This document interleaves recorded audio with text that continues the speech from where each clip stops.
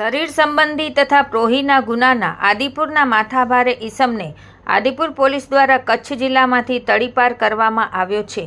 વરિષ્ઠ અધિકારીઓની સૂચના અને માર્ગદર્શન હેઠળ આદિપુર પોલીસ દ્વારા ગુનાહિત પ્રવૃત્તિ આચરતા ઈસમો પર રોક લગાવવા જરૂરી અટકાયતી પગલાં લેવા સારું અવારનવાર શરીર સંબંધી તથા પ્રોહિબિશનના ગુનાઓ આચરતા આદિપુરના માથાભારે ઈસમ દિનેશ ગોવિંદજી રાજપૂત વિરુદ્ધ તેના ગુનાહિત ઇતિહાસના આધારે તડીપાર દરખાસ્ત મંજૂર થવા સબ ડિવિઝનલ મેજિસ્ટ્રેટ અંજાર તરફ મોકલી આપવામાં આવી હતી। જે તડીપાર દરખાસ્ત ફાઇલને મંજૂર રાખી કચ્છ જિલ્લા તથા કચ્છ જિલ્લાને અડીને આવેલ જિલ્લાઓની હદમાંથી હદપાર કરવા હુકમ કરતા આજરોજ દિનેશ ગોવિંદજી રાજપૂતને હસ્તગત કરી તડીપાર હુકમની બજવણી કરી તડીપાર કરવામાં આવેલ છે।